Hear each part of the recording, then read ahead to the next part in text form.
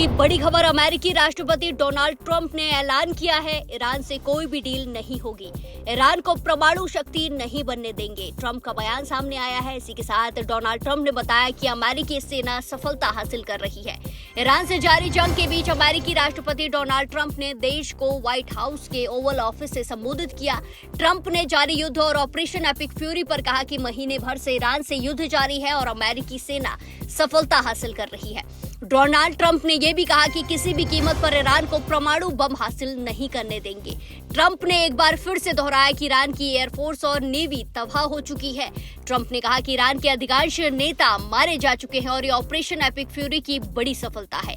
अगर ईरान नहीं माना तो हम हमले जारी रखेंगे। राष्ट्र को संबोधित करते हुए अमेरिकी राष्ट्रपति ने कहा कि आज जब हम ये बात कर रहे हैं तब अमेरिकी सेना द्वारा ऑपरेशन एपिक फ्यूरी शुरू किए हुए ठीक 1 महीना हुआ है, जिसका लक्ष्य दुनिया के सबसे बड़े आतंकवादी प्रायोजक ईरान को निशाना बनाना है।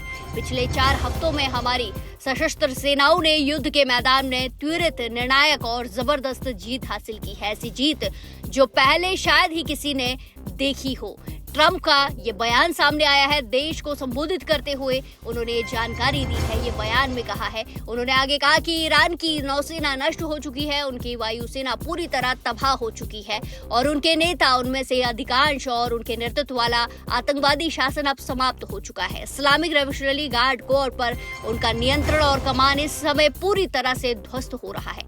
आगे ट्रंप ने कहा कि मिसाइल और ड्रोन लॉन्च करने की क्षमता उनकी भारी कमी उसमें देखने को मिल रही है और उनके हथियार कारखानों और रॉकेट लॉन्चर पूरी तरीके से नष्ट हो चुके हैं। अब उनमें से बहुत कम ही बचे हैं। युद्ध के इतिहास में ऐसा पहले कभी नहीं हुआ है कि किसी दुश्मन को कुछ ही हफ्तों में इतनी स्पष्ट और विनाशकारी व्यापक क्षति का सामना करना पड़ा हो। इसी के साथ साथ अमेरिकी राष्ट्रपति डोनाल्ड ट्रंप ने अपने संबोधन में बराक ओबामा पर भी निशाना साधा।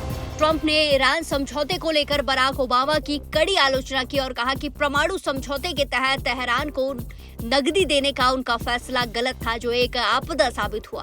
दुनिया की नजरें उनके संबोधन पर टिकी हुई हैं। अमेरिकी राष्ट्रपति डोनाल्ड ट्रंप ने अपने संबोधन से पहले कहा कि अपने भाषण में बताऊंगा कि मैं कितना महान हूँ। राष्ट्र को संबोधित करते हुए राष्ट्रपति डोनाल्ड ट्रंप ने आगे कहा कि हमारे दुश्मन हार रहे हैं, जैसा कि मेरे राष्ट्रपति पद के 5 वर्षों के दौरान होता रहा है और अब हम पहले से कई अधिक बड़ी जीत हासिल कर रहे हैं। आगे अपने संबोधन में उन्होंने कहा कि हमें मिडिल ईस्ट का तेल नहीं चाहिए और हम अपने सहयोगियों की मदद करेंगे।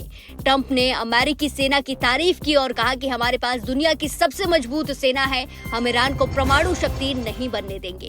ट्रंप ने धमकी देते हुए कहा कि हमने अभी तक ईरान के तेल भंडारों पर हमला नहीं किया है, लेकिन हम कर सकते हैं। इसी के साथ राष्ट्र को संबोधित करते हुए अमेरिकी राष्ट्रपति ट्रंप ने कहा कि इस हथियारी सरकार ने हाल ही में ईरान में विरोध प्रदर्शन कर रहे अपने ही 45,000 लोगों को मार डाला। इन आतंकवादियों के पास परमाणु हथियार होना एक असहनीय खतरा होगा। धरती पर सबसे हिंसक और क्रूर सरकार परमाणु कवच के पीछे से आतंक, जबरदस्ती, विजय और सामूहिक नरसंहार के अपने अभियान चलाने के लिए स्वतंत्र होगी। मैं ऐसा कभी नहीं होने दूंगा।